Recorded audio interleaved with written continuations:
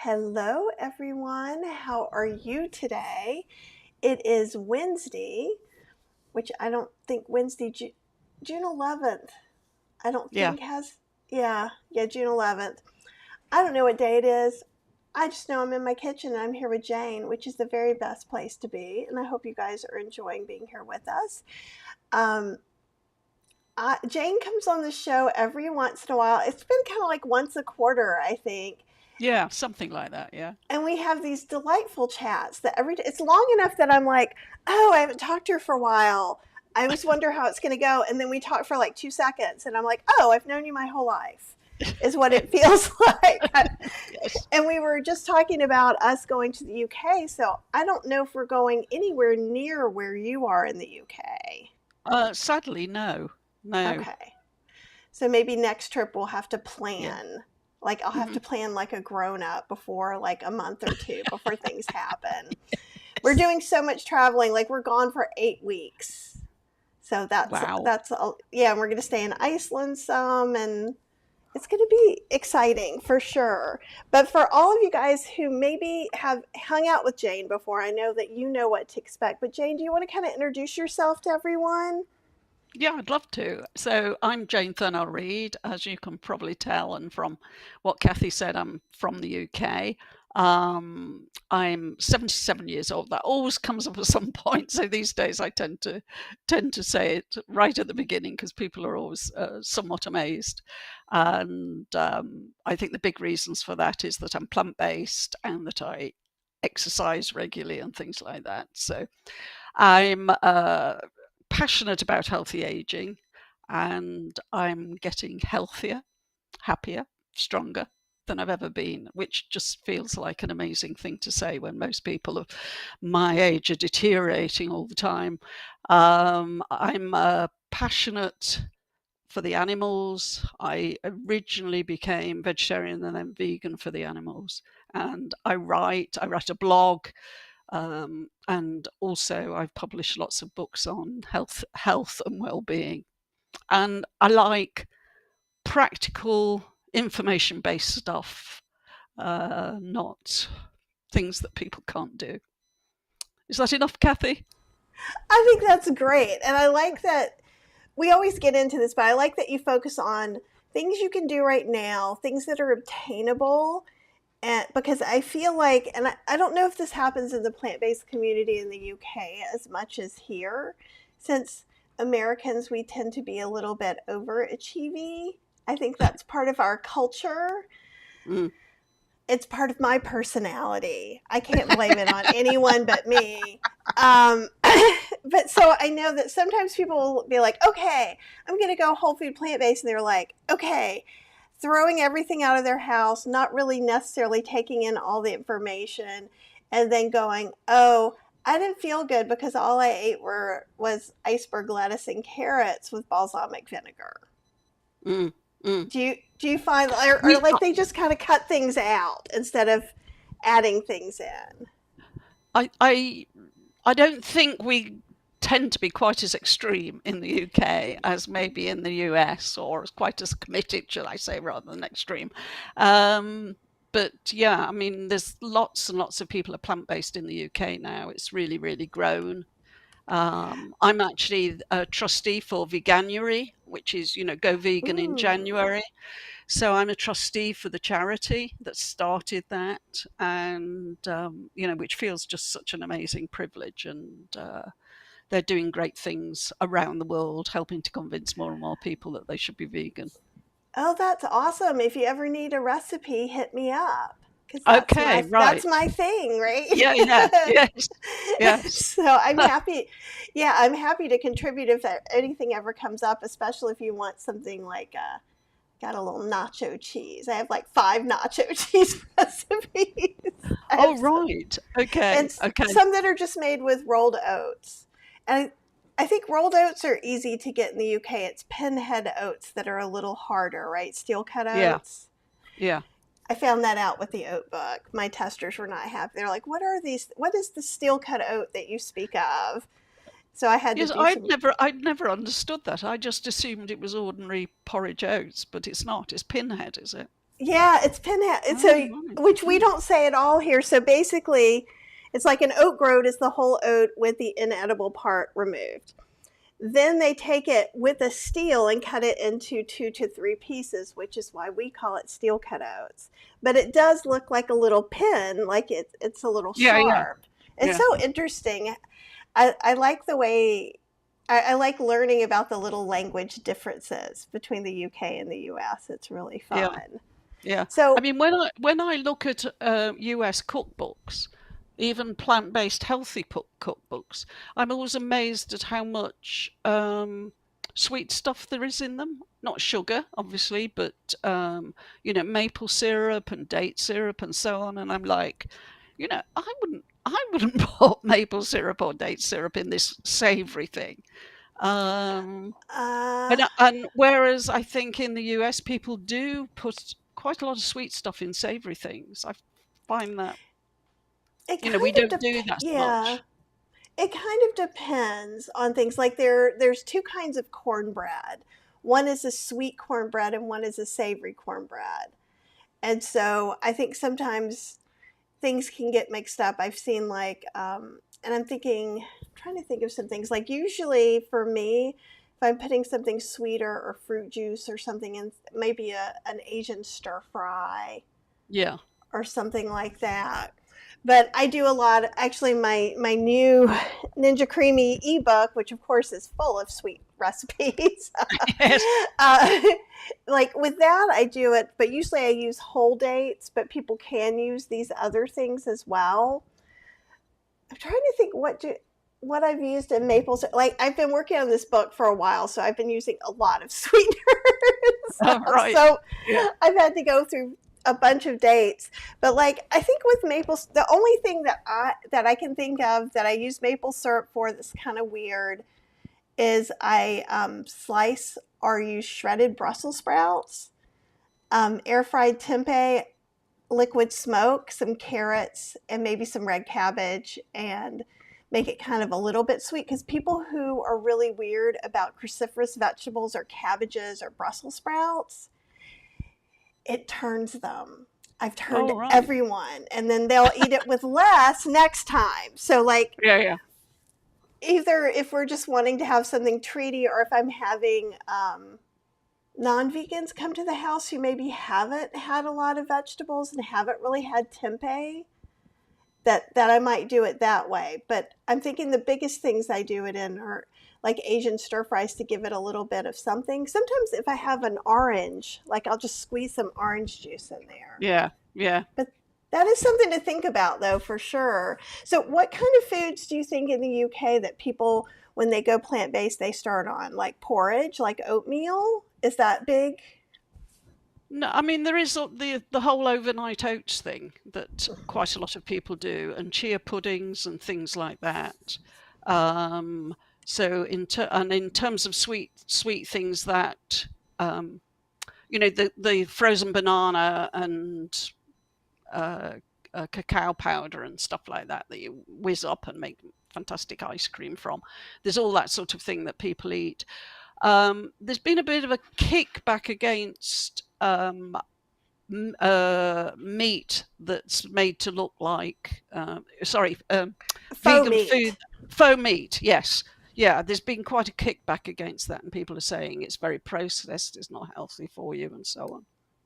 Yeah, And I think that we get that a lot here too. And plus, usually, I think there's one thing called meaty that doesn't have oil in it, but most of them have processed oil.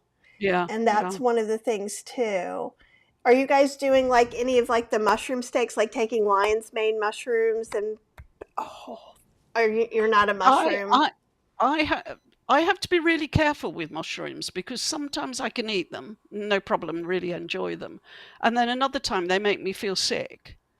And I'm just Huh. talking about, the cultivated mushrooms. I don't eat any I wouldn't eat lion's mane or something or any of those like that because they just make me feel sick. So Oh, I stick to the interesting. just, the ordinary white button mushroom. Yeah. Um, for me. Yeah. And there's nothing wrong with those. I'm getting the lion's mane and oyster mushrooms either from the Asian market or from a local grower. So I don't go and hunt mushrooms and forage. But I think you guys do that a bit in the UK though, don't you? Not No, not big really, no, foragers. no, no. Pacific You've been Northwest reading here. too many cozy mysteries. Guilty as charged. Um, so let's talk a little bit about willpower because that's something Yeah, you know a lot about. So do you want to kind of start that conversation? yeah, right. So if I said to you, I need a lot of willpower to eat chocolate, or I need a lot of willpower to eat a McDonald's, or I need a lot of willpower to eat a donut, or whatever it happens to be, I think you'd be a bit surprised at it. And you say, well, okay, don't eat it, right? Um, and but when we get to willpower and healthy food, what we feel is that we need willpower in order to eat healthy food, whereas we don't need willpower to eat all this stuff that's actually not that good for us because it's tasty, it's delicious.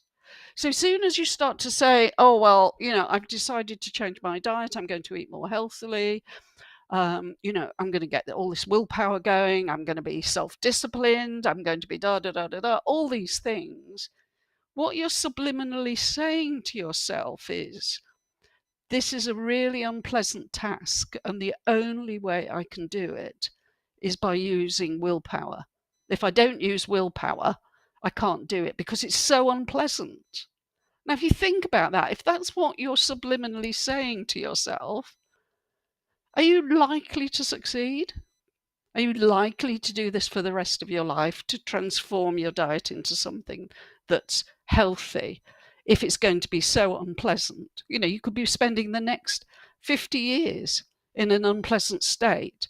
So I think it's thinking about it in terms of willpower, I think, is really counterproductive. And what you need to be thinking about when you're thinking about moving over to a healthy diet or making your existing diet more healthy is thinking about it as exciting, an opportunity, a time for trying new things. And I mean, we know there are lots and lots and lots of great recipes. Kathy, I know, can provide you with lots of these. I And hope she has so. ebooks and things like this that you can get. And she's got, I know she's got an Instant Pot website and so on and so on and so on, with lots and lots of recipes, and other people too. There's lots and lots of recipes out there. Um, and so you've got lots and lots of chance to try different things. Now, one of the things people say to me sometimes is like, oh, well, I need lots and lots of recipes, if I'm gonna move to a more healthy diet. So I say to them, how many recipes do you regularly cook? And what people often say is, like, they do curry once a week, they do a stir fry once a week, they do something with noodles once a week, maybe tacos if you're in the US once a week, and so on. So they have actually about 5 or 6 recipes that they cook every week, with maybe minor variations. So maybe one week it's a lamb curry, the next week it's a fish curry or whatever, so they vary it. Um, and so what I say to them is, actually, what you need to get is 5 recipes, and you don't need to do it all in one go either. So you start with, which of the things that you cook are you least fond of? So maybe it's the stir fry. So then look and find stir fry recipes that you could use instead. Or if it's the curry, find some curry recipes that you can try instead. And you might need to try 4 or 5 different ones till you find one that's family favorite, and this is what I'm going to cook every Monday or every Tuesday or whatever it is. So I think people seem to assume that if you're eating a healthy diet, you have to be an amazing cook and you have to cook loads and loads and loads of things. And if anybody, I mean, I actually don't cook very much at all. I have a partner who does some cooking, thank goodness. But we don't do complicated things. The morning is a smoothie with lots of nuts and seeds in it as well. Lunch is usually a big salad with, sort of walnuts and lentils. I like the Puy lentils, which come from France, I think, and are very black and are sometimes known as caviar, but they are actually lentils. Or hummus and beans and things like that, and then lots of salads. Sometimes I leave the leaves and stuff whole. Sometimes I chop it very finely. I usually put some herbs on it. It doesn't take long. And sometimes I have tofu because I like tofu just as it is. So I chop it finely and then just sprinkle it with smoked paprika. And I have that with my salad. That's what I actually had today, and I really, really, really enjoyed it. So you don't need huge numbers of recipes at all in order to eat healthily. And one of the things I've heard over and over again of people who've said, it's been really exciting eating more plant-based, eating more healthily, because what's happened is I've tried all these different foods that I'd never tried before. I'd never tried tofu, and I found I really love it. Or, maybe you hated it. Or, I've never really done much with nuts, but, now I have these recipes where I use nuts and sunflower seeds and things like that and create wonderful stuff, or I make nut cheese or whatever it happens to be. So all of this is really, really, people find it exciting and inspiring. And if you're feeling like that, the need for the willpower disappears, because what you're on is a journey of discovery. And that's a much more exciting and interesting place to be than going, okay, this is going to be hard, this is going to be difficult, I'm going to have to do without all this. I'm going to have to use loads and loads of self-control, self-discipline, willpower in order to be able to eat well. It's not going to work for most people, because most of us can't keep willpower going day after day after day, year after year after year.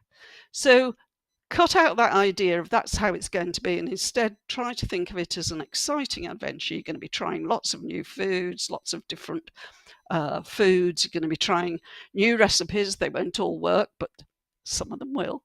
And then you've got people like Kathy to help you along, finding new things and exciting things to eat. So that's the first reason I think that we need to think about that it doesn't have to be this miserable killjoy sort of approach to healthy eating. The second one is that eating healthily actually makes us happier. Now that's not just me being airy fairy here. The scientific medical research is really strong about this, that if you eat healthily, then your blood sugar is likely to be more stable. And if your blood sugar is more stable, then you are less likely to get irritable, jittery, angry, moody, etc., etc., etc. It's also, if you eat healthily, it has a direct effect on the gut biome. And the gut biome, actually, we now know, and this is, research that's come around over the last maybe 10 years or so, we now know that the bacteria in our gut talk to the brain and can influence hormones and other chemicals in the brain, and so they can directly influence our mood. So we want the good bacteria that are going to be a good influence on our brain, not the bad bacteria that are going to be a bad influence on the brain. And there's some interesting research now which is showing that some bacteria will influence the brain to choose unhealthy food because that's the food it wants, because that's the food it eats. So, and the other type of bacteria, the good bacteria, they influence the brain so that we actually crave and want healthy food. And how you get more of the good bacteria is eating more plants. It doesn't happen overnight. I mean, I've had this conversation with loads and loads of people who eat a healthy plant-based diet, and many of them have said the same thing. When they first started, it was really hard. They missed certain things. They missed, they were reducing their sugar or eliminating their sugar, reducing salt, reducing processed food. They miss these things. But over time, you lose your desire for sugar, desire for salt, desire for processed food. I mean, now I do eat sugar. I do occasionally eat processed food, but I can't eat very much because after a while I'm like, oh, this just, I mean, and I'm talking about when I say a while, I don't mean weeks. I mean, maybe, if I've eaten badly for a day and eaten a lot of processed food or sugary food, high sugar food, salt food, I start to feel really, I don't feel very good. I'm craving a salad. And these days I do crave a salad, just like I used to crave a chocolate cake or whatever. Now I crave a salad. Have you found that, Kathy? If I if I do eat too badly, my body wants vegetables. Like I tend to want more stews and soups sometimes Yeah, because I'm a big potato girl, but I also like to cook potatoes and make chickpea salad to have in the fridge just to make a quick salad. And kind of some people were saying, Lisa says, I don't cook much and I've been able to make this lifestyle work, find quick and simple meals to make. yeah, And Apple says, I do more prep, cooking beans, chopping hard salad veg, making plant milk, soaking seeds and grains than actually cooking meals. And I right. think, and she's saying meals come together in a few minutes with all that prep. And I do think that sometimes when people go over, they're like, oh, I'm going to have to like cut up all these vegetables, I'm going to have to do all this stuff, and maybe some people have wrist issues or mobility issues, and I just want to go ahead and say, frozen vegetables are fine, canned beans are fine. if Yeah, if all you do is, we have to be in the US careful a little bit of salad mix right now. But you can even get pre-washed salad. Be careful a little bit if you're in the US, but probably in the UK. Or just prep up a bunch of, sometimes if I go to the farmer's market, I'll just go ahead and get some hardy lettuce like romaine that you can cut up all at once, and it's good for 3 or 4 yeah, days. yeah, yeah, yeah. I mean, in the morning, I have a smoothie most mornings, and I entirely use frozen vegetables because I can't be bothered to chop and things. So, I mean, my morning smoothie usually has a sort of mixed berries. We'll have mango, pineapple, some hot water to take the edge off that, the frozen fruit, and then uh, some cashew nuts or almonds and some sunflower seeds. Oh, and some frozen broccoli. And, it's ready in 2 minutes. And I haven't lifted a knife to make it. And it's really great. One thing, if you're just starting, like maybe trying to start doing smoothies or start doing like overnight oats, like with the smoothies, you can go ahead and actually make yourself little smoothie packs. You could either use mason jars, you could use reusable, sealable bags, and you can literally just put like the frozen broccoli or cauliflower and fruit in there. You can buy them like that. Like our Costco has them. So Yeah. times that I've been sick, I'll just have Cheryl go get that if that's what I need. But you can make them yourself for a fraction of the cost. With overnight oats, go ahead and make 3 or 4 nights worth of oats and just, tweak it later. Because I think one of the things is getting very overwhelmed with that now you have to cook 3 times a day, Yeah. Yeah. maybe 6 times if your significant other or family isn't joining you. Yes. Yes. Right? Yeah. I Yeah. hear about that a lot. Oh, I make 2 meals every night. And I'm like, you're a better person than I, is what I'm thinking, right? Because I'd be like, they would learn how to use the crock pot. But if you are the only person, especially if you're in a household where maybe you're not at the top of the hierarchy, let's say you are a daughter, like, when I went vegetarian, my parents were like, I'm not doing anything, right? So I wish I had had a little slow cooker, and I have a vegan slow cooking for two, which has some nice dishes and things like that, and some Indian food and Ethiopian food. So you can still but you just put it all together in this little 2-quart slow cooker, go and spend your day, and you come home and you have dinner. So there's nothing wrong with making a smoothie every morning, with having an oatmeal bowl, with having a salad for dinner, with maybe some starches to fill you up, right? But for me, I think the thing that I start to miss the most is kind of like what I would think of as treaty going out food, which would be like Indian food. Right. So we eat, and I make and we eat a lot of Indian food in the house. There is a brand called First Seed Foods. I'll try and come back and put the link there. She's actually remastered some of her recipes, and they're awesome. They were a little bland before, so I just added some extra stuff. But they're not spicy, but they have no oil in them. They're completely whole food plant-based. And she even has an option where you can get a salt-free option if you're SOS, which is pretty cool. Mm. But not everybody has that, or has that's one of the things we keep in the freezer. So if I'm obsessing over whatever project I'm doing that day, we just throw some rice in the rice cooker, and then we throw that in the microwave. Because I think sometimes people think, oh, you write all these recipes and that basically I make gourmet meals 3 times a day, every day. And no, sometimes I eat salad and I'm like, what do I have in there? Or I'll make a chickpea salad. Like right now, I don't have any vegan mayo, but I do have plain vegan yogurt. So I'll just throw a little column nom. Oh, thank you, Apple. I appreciate that. Apple put in the First Seed Food link. And I think if you use Kathy Hester, all one word, you get a discount.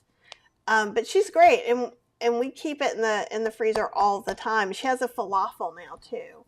But going back, it's that sometimes.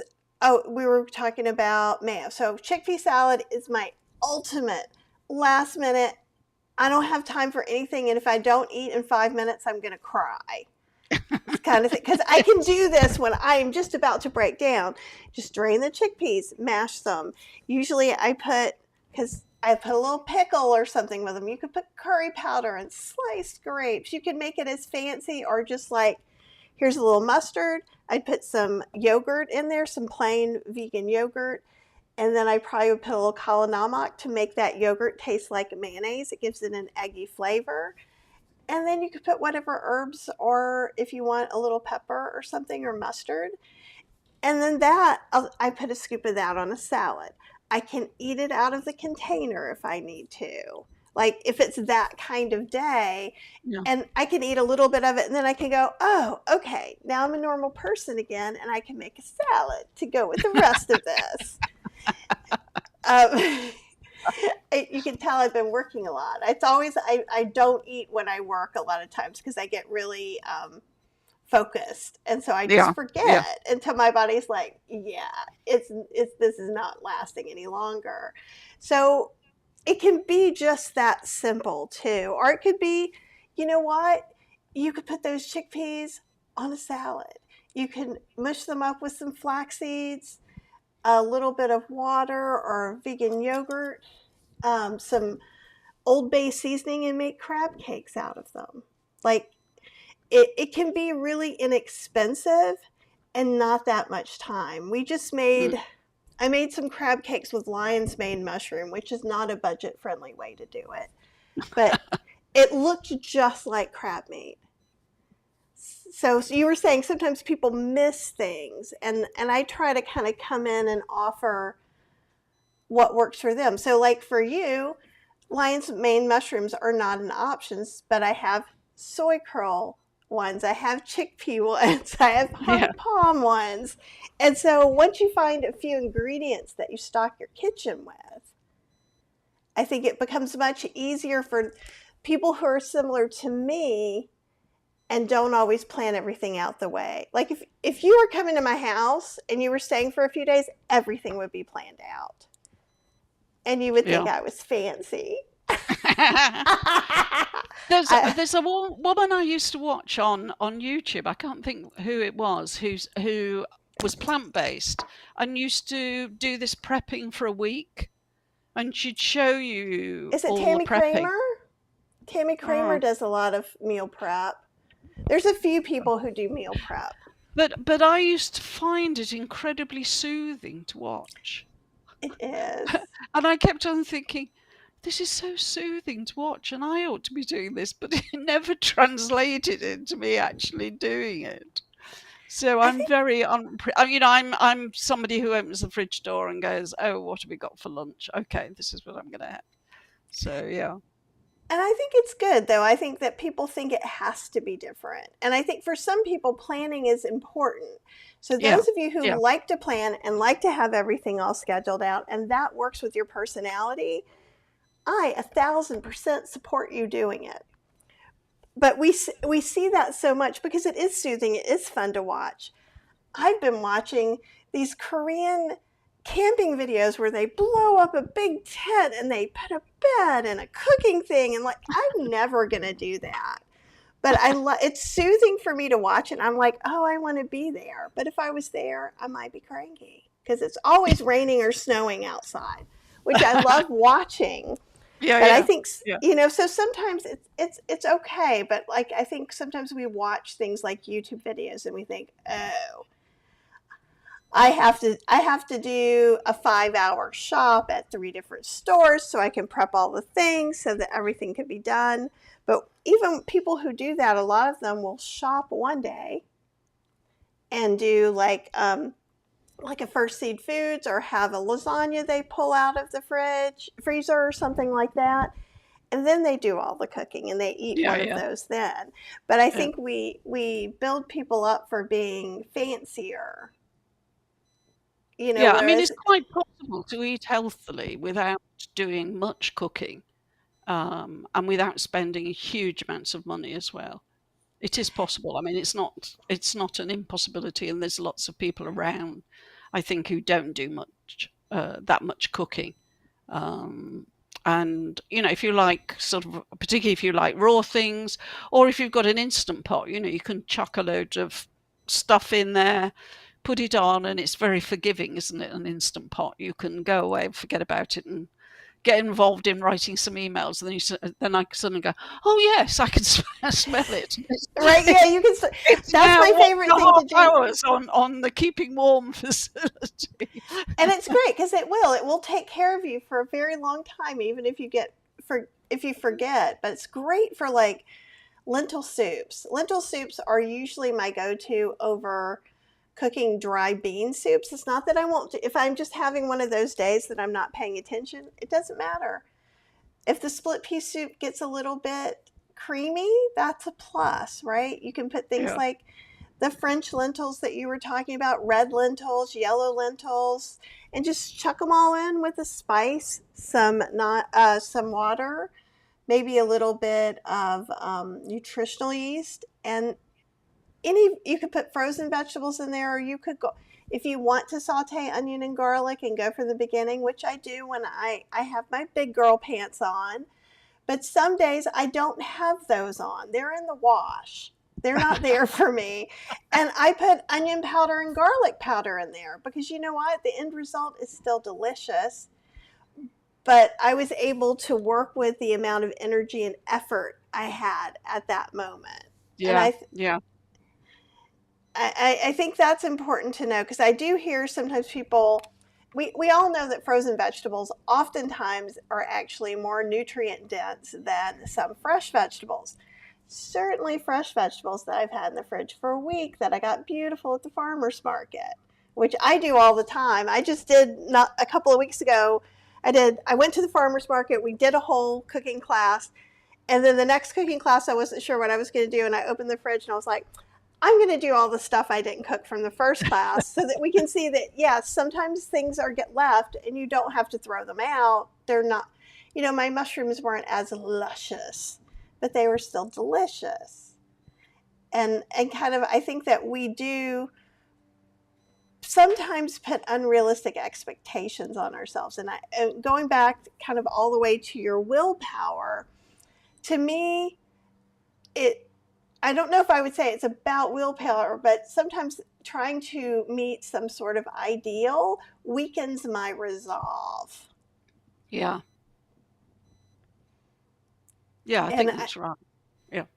yeah, because even, I've been working on a book, and in my head, I have an idea of what the photos should look like, and I have an idea of what this should look like. And I have to fight with my own internal battle with, like, no, it doesn't need to be perfect. It needs to be out in the world, right? Like, all of us with our jobs, at some point, we come to that.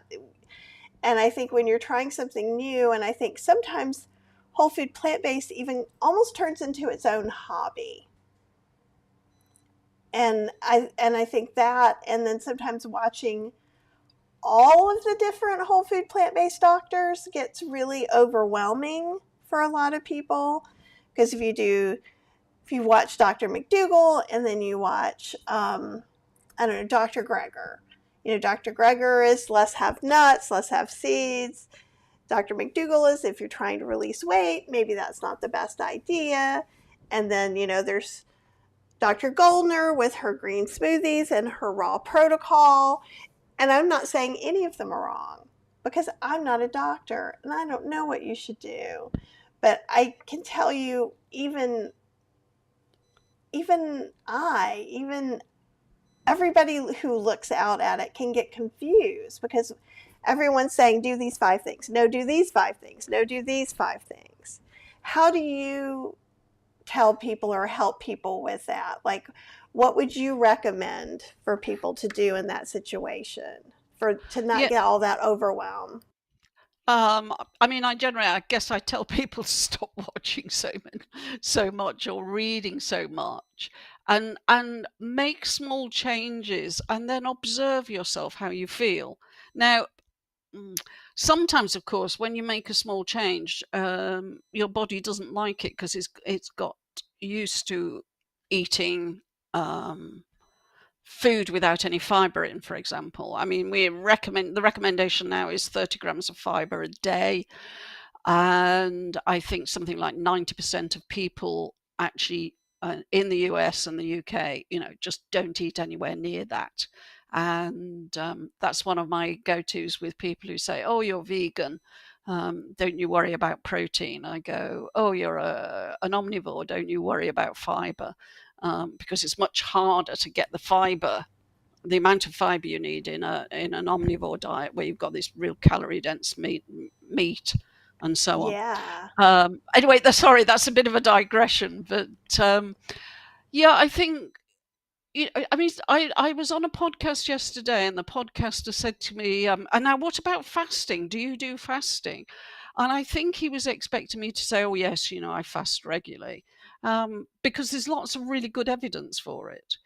But I don't. And I do actually try to finish eating by 7 o'clock in the evening, and then have 12 hours overnight when I'm not eating.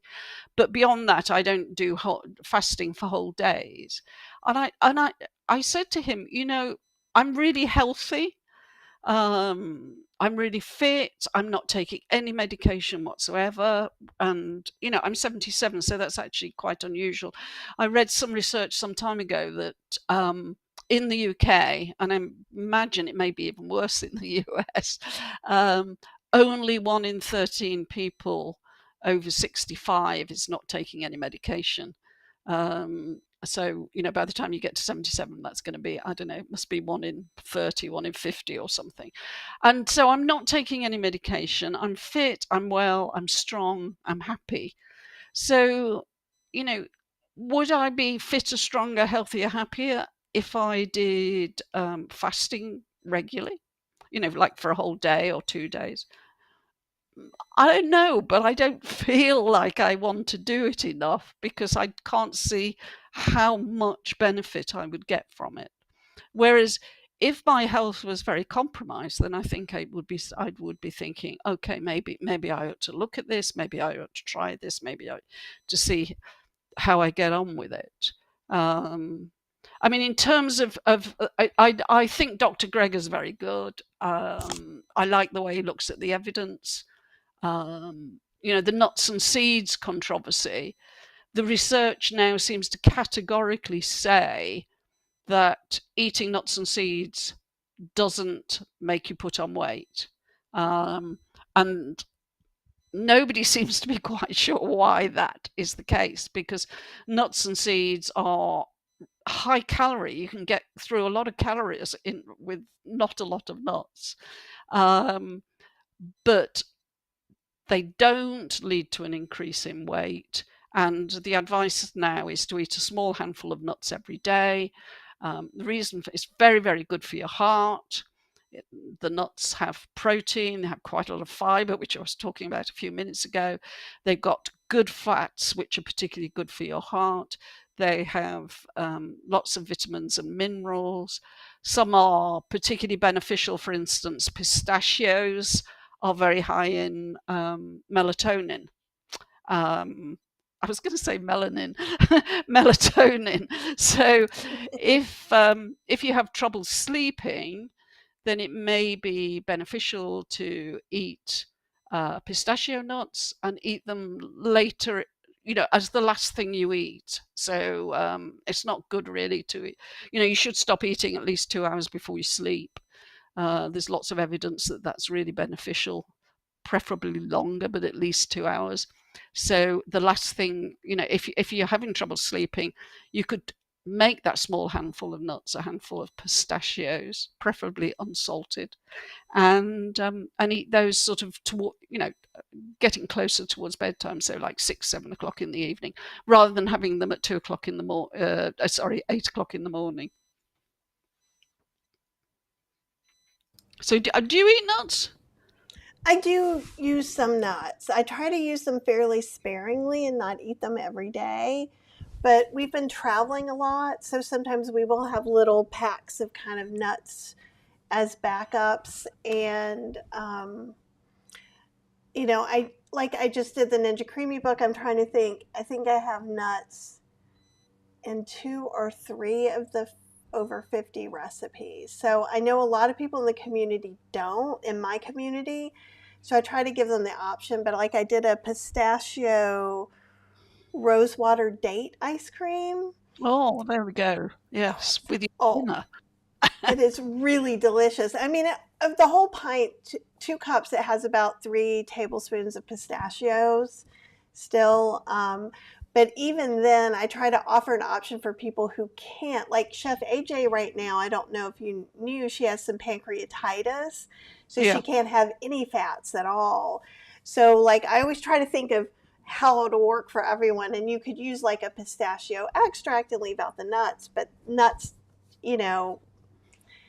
really kind of make it delicious too. It gives it a nice rich mouthfeel. And I drink some almond milk. I'm using almond milk more. I used to only use soy milk. Mm-hmm. I use cashew milk when I'm traveling. I have a little milk maker. It's really small. It makes about a cup and a half or 2 cups. And so I take cashews because you don't have to strain them. Right. Yeah. But I know like Dr. McDougall is like no coconut, so with us traveling so much, I definitely leave things a little more open for when we're gone. So while we're in the UK, I was seeing that Tammy Kramer of Nutmeg Notebook is in the UK now, and she found a vegan gluten-free tea. And I will be happy to partake in that if there are nuts in it or not, because yeah. I have a couple of eating goals in the UK. I don't know if we're going to be able to find a vegan Sunday roast, because we're traveling at weird times, but we might be able to find one possible if we can find one in Edinburgh. Oh yes, We you almost certainly will be able to find one.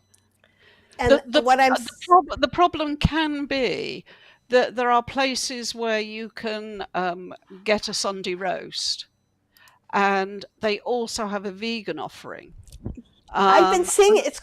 Nut roast and the, seems to be the most popular. yeah, and but the problem with that is I mean, some people don't mind it, but I find it quite difficult because there's this, you know, huge piece of beef that's been cut, and it's usually a bit red, so it hasn't been, um, Oh, you mean you know, in the restaurant?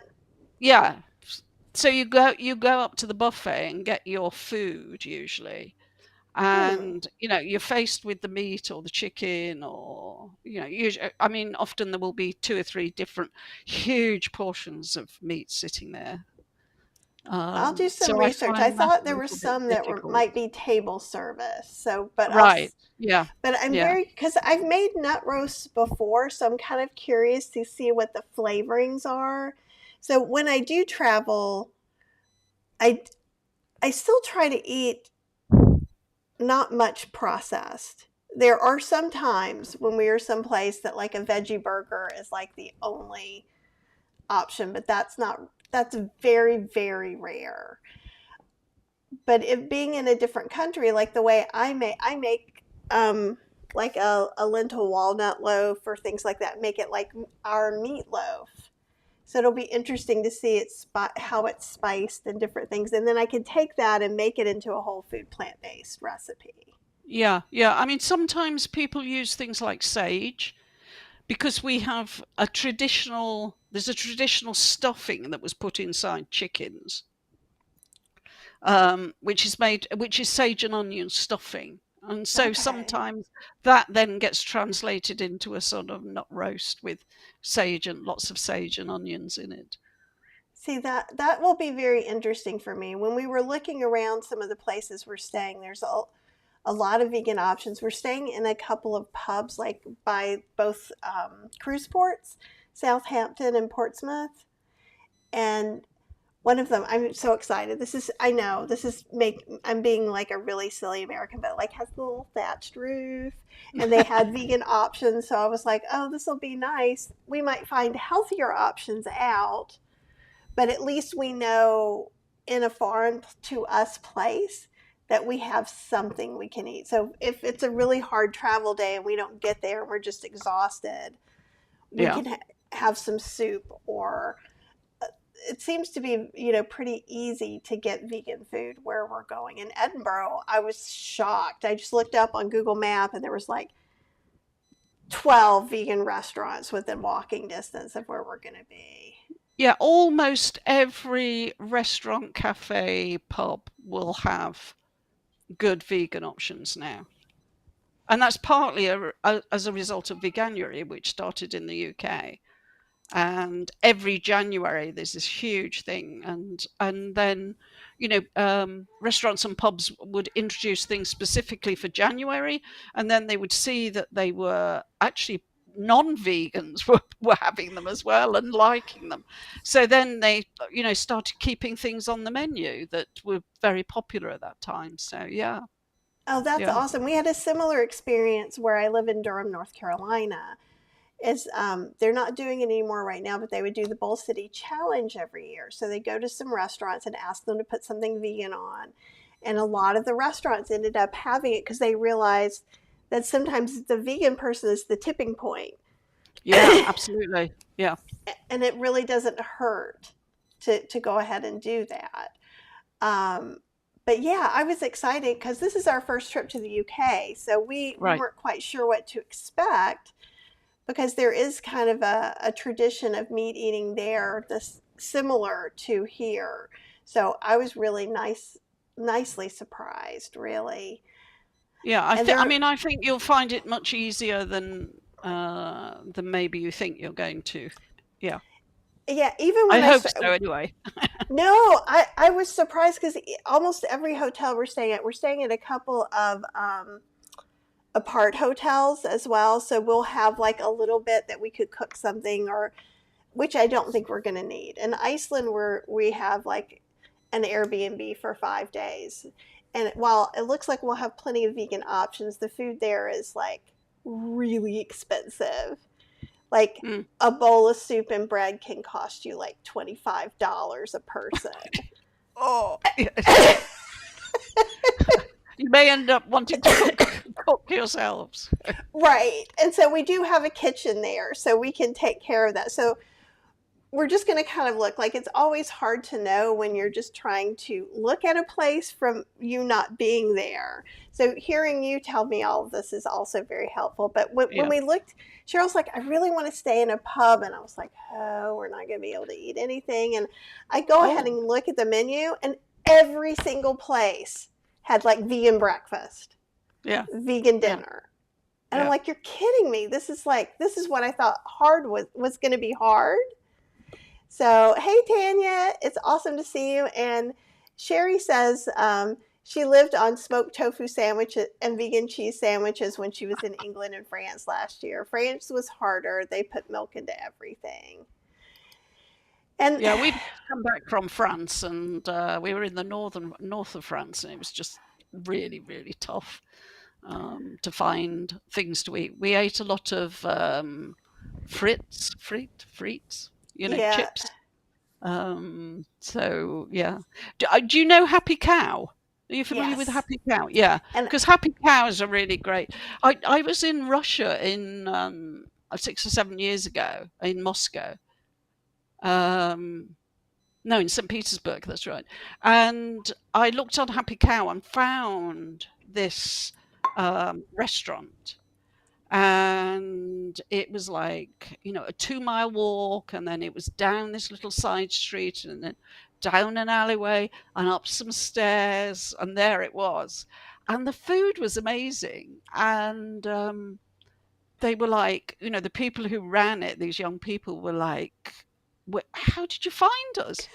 And I said, you're on Happy Cow. And they said, what's Happy Cow? And they didn't know. So I showed them Happy Cow, and they were thrilled because everybody was saying how wonderful it was. And then there was a Canadian friend who's a dedicated meat eater. And he said, should we have breakfast together on, we had a day off. And I said, yeah, great. I said, I found the most amazing place. I said, but it's vegan. And he said, oh, okay, I'll give it a try. And him and his wife came and they ate there. And at the end he said, I've really enjoyed that. And he said, I haven't missed the meat. And his wife said, I feel much less stuffed and heavy. She said, I feel really, really good from eating that. So, yeah, I think Happy Cow is wonderful. It's really nice to be able to take someone like that. Like we were on a cruise. We were on the Holistic Health Cruise earlier this year. Yeah. And Cheryl wasn't feeling well. And I looked on Happy Cow. We were in Cozumel. And vegan barrio came up. And so I was like, oh, I'll go walk. And there were some other ladies. They were like, yeah, you're not walking by yourself. So it's like she came with me. And we had the most lovely little meal. It was like outside. It was delicious. There were so many options. We had not been eating super well on the boat because it was MSC, which is not my favorite for vegan food at all. But I, even on ships, there's always Indian food. There's always rice. Some have potatoes. MSC is not a big potato one, and neither is Holland America, unfortunately. Oh yeah, and Apple's saying sharing a vegan meal is probably the best way to share this lifestyle with others, and I totally agree. Because I think we talk about this a lot. People have really preconceived notions of vegan, just the same way as we're always in kind of the butt of the joke, right? How do you know if someone's vegan? Don't worry, they'll tell you. Tell you, yeah. Kind of thing. And I think it's once people get past whatever their objection is or the objectionable pushy person that they met, unfortunately, and kind of did that. Like, we could do that with anything. Like, if you're, I don't know, if the first fast food place you went into, people were mean to you, you'd probably be much less likely to go. Yeah, And yeah, but I think when people come in and then see just how friendly and how no one's trying to turn you or make you do something, then people are like, oh, this is just food. I yeah, eat yeah, food, right? yeah, But yeah. And I mean, I think the other thing is actually, you know, I feel I'm a good advert for the vegan lifestyle because I'm very healthy and so on. I remember somebody new I met, and I was showing her an article where I'd been in a magazine where they'd sort of, written about me, and it said I'm 76 at the time, and it said, Jane Thurnell-Read, 76, and she said, "What?" And she said, "You're not 76." I said, "Yes, I am." She said, "Your lifestyle really suits you." And I mm, said, "My lifestyle suits everyone." And she looked a bit taken aback and then went, "Yeah, yeah, yeah, I guess you're right." And, you know, since then we've had some little conversations, and I'm trying very much not to push her, not to, to welcome the move she makes without trying to go, "Oh, yeah, well, now you've done that. And the next thing to do is, you can overwhelm people, can't you? Somebody says, you know, "Oh, I had a vegan meal and I enjoyed it." "Oh, well, then you should be eating vegan meals more often." it's It can be tempting. like, it's very tempting to do. Mhm. Whoops! It's very tempting to do it, but it's not actually. I don't think it's helpful to people. I mean, I've done it a lot, and these days I try desperately not to, but to be like, applaud what they've done and be encouraging without being, "Oh, now you've made one step, you need to make the next one." And it's not easy. I think it's just as hard as trying to not get through things with willpower or force. It's kind of that same thing. You have to go, ooh, I'm not going to push and make myself do it, but also I'm not going to push and let someone else, push on Yeah, someone else. Like, I try to be there for information, yeah, but I have a friend who kind of does almost the opposite. Um, and I can't remember if I've talked about him before or not, but he's always telling me he's a big gourmet eater. He's always going, "Oh, well, we ate this and this and this, but you couldn't have that. Oh, but we ate this and this and this, but you wouldn't want it." And the thing is I'm okay with him talking about what he's eating. I never go, "Oh, you ate this. Oh, don't you know?" I would never say anything like that because I feel like that's where the line is drawn. That's not my business. If he wants to know how to do certain things that I do, I'm happy to help. But it's always pointing out that difference is a lot. It feels a little bit like if I was always going, "Oh, well, you really should eat this. Oh, you should yeah, really yeah, eat this," even though that's not the intention. I think sometimes just hearing this, "Oh, you really like that?" It's different if someone tries something like, I don't know, like hearts of palm. That used to be more popular years ago. Vegans, I think, eat it more than normal people now. Um, and saying, "Oh, you like hearts of palm, or you like artichokes, you might like hearts of palm." That's a really non-loaded statement versus, "Oh, I know how you can get the rest of the seafood recipes you like out of the way and make them yeah, vegan." yes, yes, yes. And what do you have any recommendations for people? Like, how did you get over that hump of like where you just couldn't stop yourself from saying something to when now you're being a little more thoughtful about helping people? Um,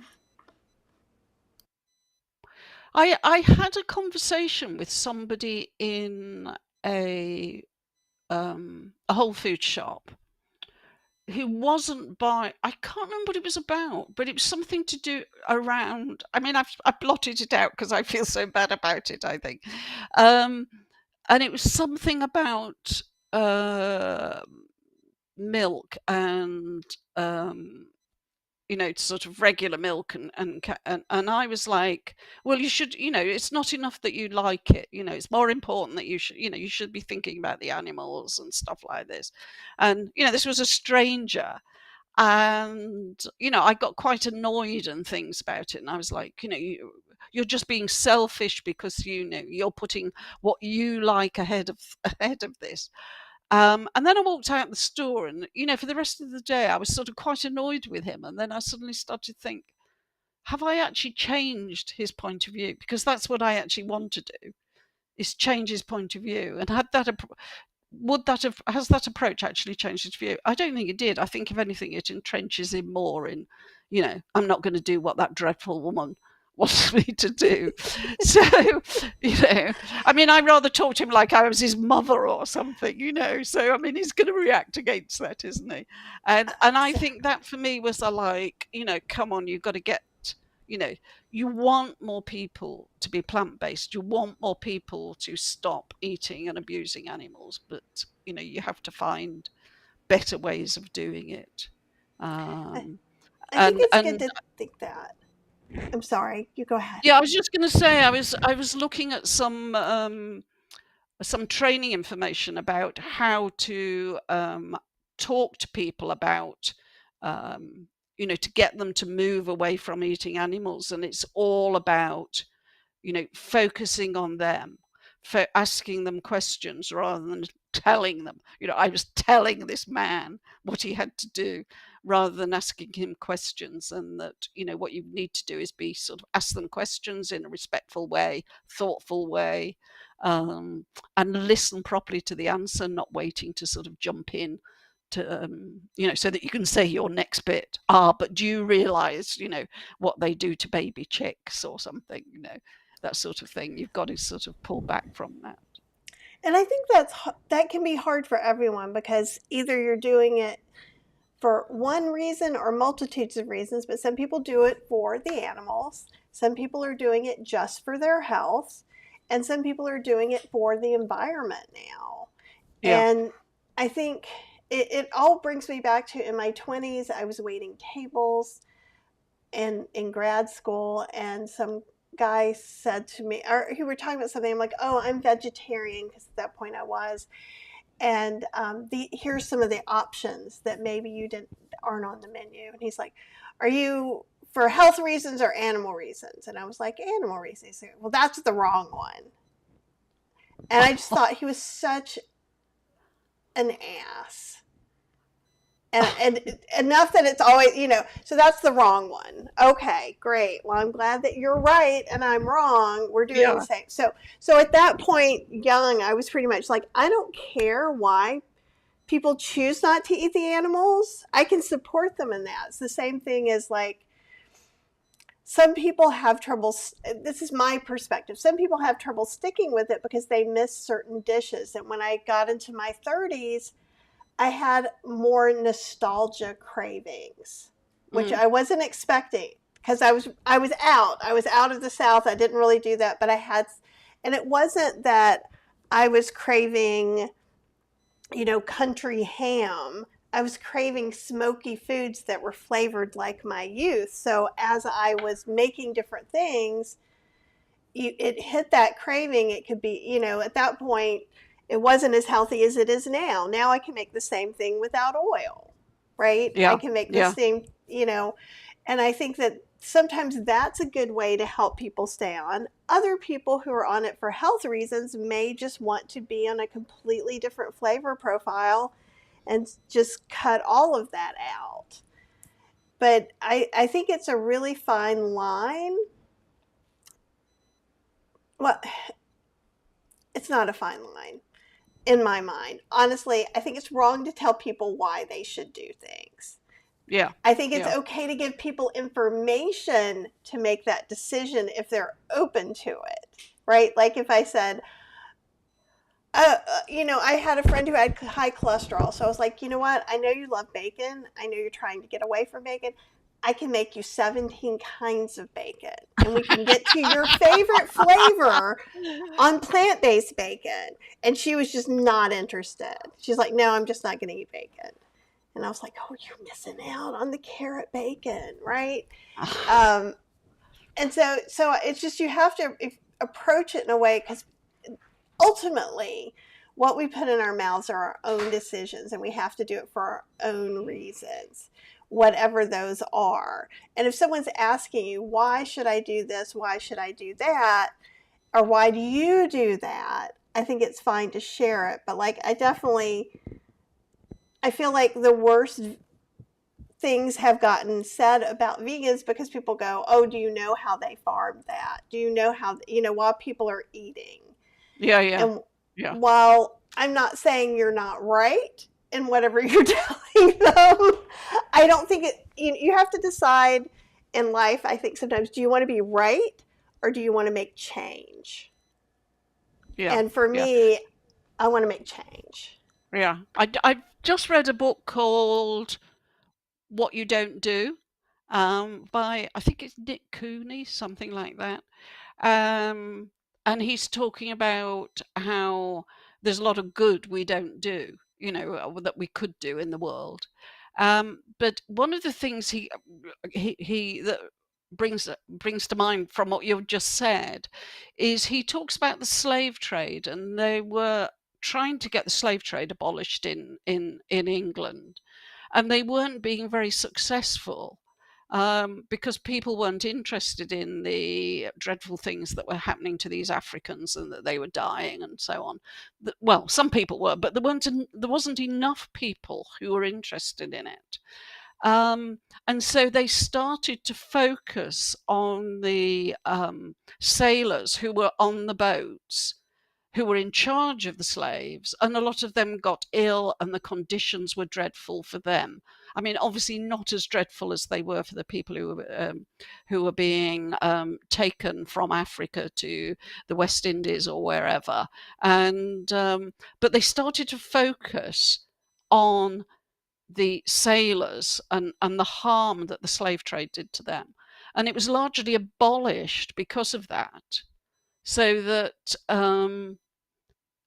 you know, that, what he's saying is you can be very pure about this, but if they'd gone on about the harm that was being done to the slaves, to these Africans, it would have taken much longer to get the slave trade abolished in England. But because they focused on the sailors, they were able to do it. So, like you're saying, you can be right or you can actually have a big effect. And though people were right in a way, to focus on the slaves, of course they were, of course, because it was much, much worse for them. But that wasn't the way to get the slave trade abolished. Yeah, I kind of take a practical approach to things like that, and some of my friends don't really understand too. I have a lot of people who, if they don't like something, then that's that, or I just try, I do my good and then I have some little subversive. My subversiveness is so not really that bad that anyone would feel anything weird. It sounds much, much more dire. But, I love helping people make recipes healthier. And I also love, because my audience is older, getting these older people who maybe have not gone to the Hispanic market, the Asian market, all of these places, because that's my little, like, once you meet people, you go, oh, that's just a person. Looky Yeah, yeah, there. yeah. The same thing is I always say I'm a good starter lesbian, right? Because, like, no one notices and I'm like, oh, that's my wife. And they're like, oh, okay. You don't care. I guess I shouldn't care either. And we just totter along because we're just two middle-aged people that watch more TV than we should, right? It's not like we're out doing anything crazy. And I think sometimes for me, or at least for my personal activism, doing things in this kind of gentle, easy way, I think it just like it's just surprising. I'll share, you're so cute. She says, and that is why I love you. And Ethel says, people always underestimate the short, polite woman. It's our superpower. Yes. Are you Yes. polite? Are you polite? Yes. I'm Are you? Southern. Oh, right. Yeah. Okay. Yeah. Okay. Yeah, and actually, like, one of the things that's often hard for me, which is kind of funny because I try to pay attention to things. So you're raised in the South to say yes, ma'am, no, sir, and I go out of my way to I have my whole life to, if it could be a marginalized person, I also make sure to extend that extra courtesy. And now with sometimes saying that can invalidate other people's pronoun choices. And so it's like, it's when I go, oh, I am an old person because I've got to learn this whole new way Yeah. of thinking. And then sometimes I think too, like in France, where the whole language is this is female, this is male. Yeah. I think my head would explode. But it's not that I mind or think it's not okay for people to choose how they want to identify, because obviously I've chosen that in a lot of different ways. You know, whole food, plant-based, you know, married a woman. I picked all these identities. But it's just being a polite person, it is hard to mess up. Yeah. Yeah. And it is a guess. Like you can say they and somebody could get offended. You could say she and someone could get offended and hurt. Like one of the reasons I don't really curse online is because I know my audience skews older, and some of that older audience takes it in a different way than I do. So it's Yeah. offensive to them. But once you cross the friend line, I kind of have a potty mouth out in the world back here. And some of you guys, I think maybe I've cursed 3 times. One, I almost got hit by a car and I said something very not nice. And I was able to cut that out later. But of course I was live. Or I had a tsunami water go over. And so the first things out of my mouth are like, I'm sorry if I've offended anyone. And then I come back and look, and everybody's like, oh my God, this was worth coming to class. They're just laughing and having a good time because they know I'm not trying to offend anyone. Yeah. And I think out in the world, and maybe this is here more than the UK right now, because everybody's kind of cranky and on edge. And I think people are, I'm trying to think, I'm going to go ahead and say it the way I mean to say it, and I'll take it back if I need to. But I think some people are just out there looking to be offended, looking for something to make them mad so that they can let out some of this excess energy. And so I'm noticing, even because we've been cruising a lot, most people are delightful. I've met the most delightful people and remember, oh, people are good. But then you'll see someone who's just having a big toddler meltdown over something tiny. Yeah. Yeah. Yeah. And what can you do? So I think thinking in these terms too, and it could be just because things are, you know, unpredictable over here in America right now a little bit. And I certainly see that a lot of people are on edge and a lot of people are less polite. So every time we get on a boat, people think we're Canadian. Oh. Like they go, oh, are you Canadian? And we're like, thank you. No, we're not, but, you know. And that is my hope in Europe to pass. Right? I've never needed to pass before. But I think just, you know, when people see that you're being nice and polite, but yeah, I know not all Americans are known for their politeness out in the world, but Southern people tend to be quite polite. It's almost like a Japanese kind of politeness. Yeah. Yeah.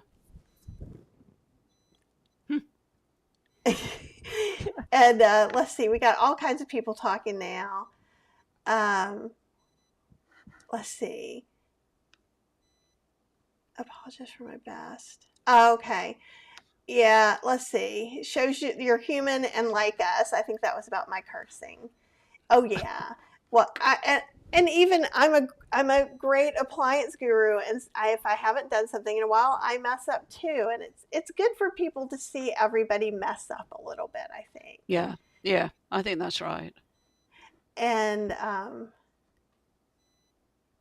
oh yeah, and Angela, who says hello to you, Angela Fischetti. Oh, hi. Angela. Says, I welcome the conversation that enlightens me and doesn't try to pull me down or devour me with hatred. It's unnecessary. I agree with Kathy on looking for something to make them mad. And Apple says, I'm certainly not polite, but I am kind, and people think that I'm a pushover, but I'm not. I'm fierce when necessary. And my kind of motto is I'm as nice as people let me be. And Mm, most people mm. let me be real nice. But like if someone went after Cheryl or said something, then people would find out, that it's not all nice. Oh, Tanya says my old boss used to call her a little pit bull, and that's funny. Um, yeah, Apple says, Angela, devour me with hatred. Woo, that's a powerful phrase. And I think it's a hard time, and we're doing extra stuff in the community. So once a month we're having a positivity circle. We're going to miss July and August, but you can watch the replays. Cheryl does Motivate Your Monday, so we have some places that we can feel safe and talk about things, because it can be a little overwhelming and hard to stay motivated. Hard to stay on your plan. It's a lot easier. And Joanne says, Kathy, I'm in my 70s now, and I don't get offended unless the person spouting crap is spouting crap. I just move on. And I think that's true. Nabarsa says, did you or Cheryl find it hard to share your life on social media? Yes, sometimes, like I just being me, but sometimes people will say really crappy things. But I think as far as us being married, I don't think anyone said anything but positive stuff, because they got to see me first, and then Cheryl came on, and Cheryl is so likable that everyone just liked her. So that was easy. I think the thing that can be hard is like, people will be like, well, how much weight did you lose this week? Or how much did you do this? Are you still doing that? I think some questions can be a little invasive, because we open up about things when we're ready to open up about them. And I think we've just set clearer boundaries about that, and that's kind of taking care of that. Sometimes there'll be trolls that come on, but not very often. So let's see what else we've got here. Tanya says, I start off nice until feisty is needed. And let's see. Oh, you're sweet. Tanya was saying, I don't know how anyone could say crappy things about you and Cheryl. It's just some people are just unhappy. Unhappy, right? And it's not that much different than when we were in like grammar school. If you think back, someone said something crappy to you. I think everyone has the experience of someone kind of getting a little bit of a bully statement, even if it was just a little bit. And I think when people feel like they can't control anything, they tend and they're not able to regulate their emotions. Let me add that in, because I think I feel a little out of control, and I don't feel the need to go out to the mall and say crappy things who pass by me.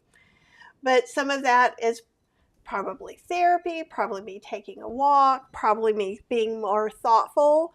But some people just have not put in the work to regulate their emotions. They still are kind of like those kids in school, or if you have cats, and it's taken me forever to explain cats to Cheryl. She's like, why did Fergus smack Freya?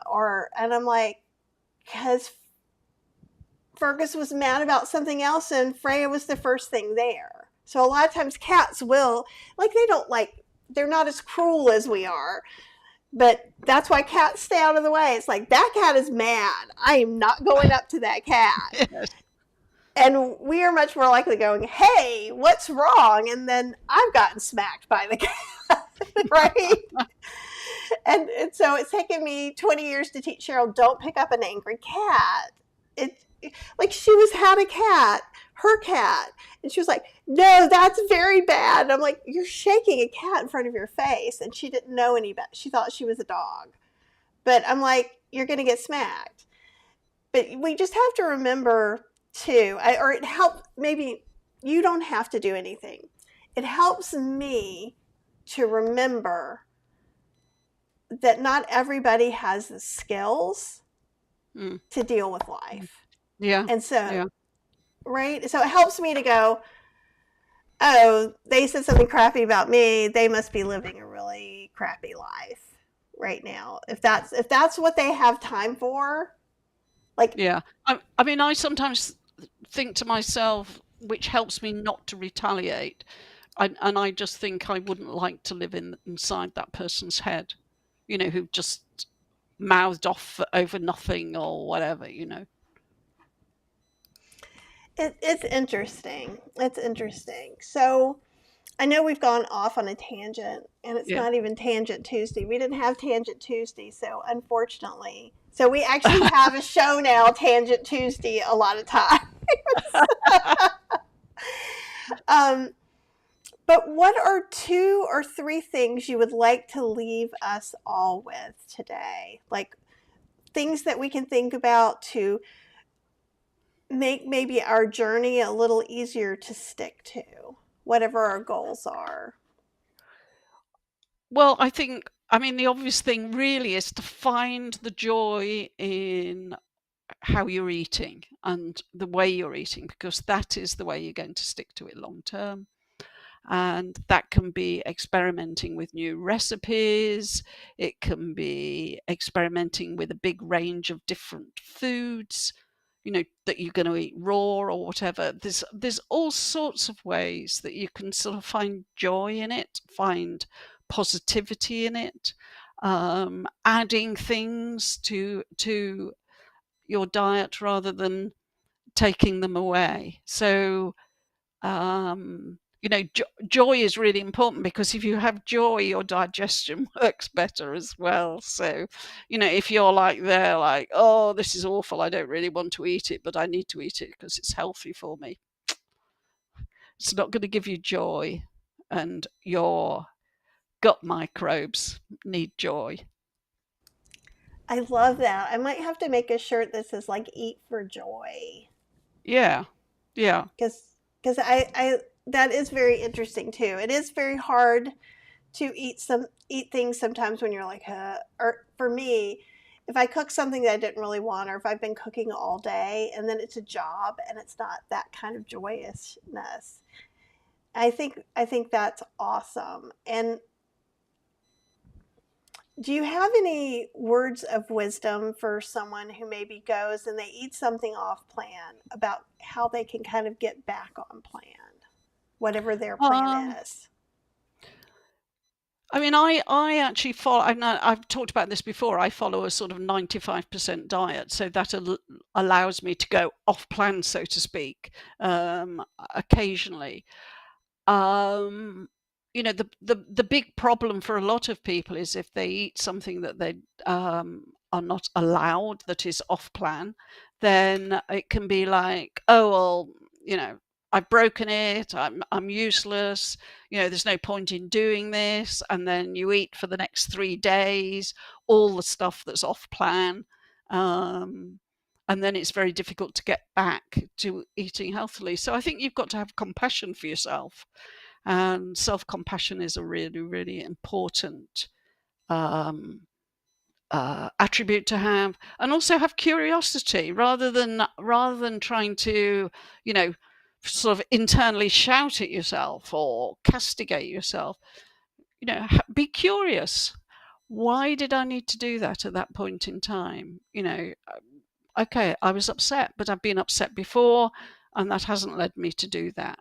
Try and understand exactly what was going. So be curious about it, but in a in a very kind way to yourself, not in a hard way. Because if you're hard on yourself, it doesn't actually, very often it doesn't achieve very much. That's a great point. I was seeing something on Facebook a couple of times that said something like, if being if being hard on yourself would work, it would have already worked by now. Yes, yes, yes. Yeah, and I like that kind of forgiveness. Give yourself some compassion. Also, kind of really look for the joy. And I think even now, if you're able to go to the farmers market, things are kind of waking up a little bit and seeing that beautiful food. that Mm. brings me a lot of inspiration for Yeah. sure. Yeah. Any parting words? Because we've kept you a long time today because you are delightful. Thank you. Thank you.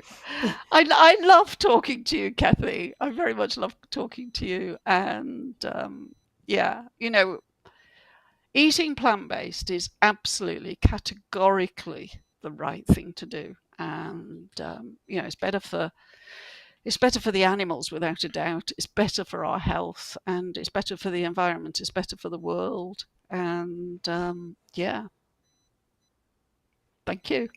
Oh, thank you. And we'll leave you guys with that. And I want you all to do one thing special just for yourself today. If that's take a walk, take 15 minutes and read a book, make a cup of tea, whatever you want to do, just something that's just special, even if it's 5 minutes. And then if you're out in the world and you have any extra energy, just be kind to someone. Just pet it.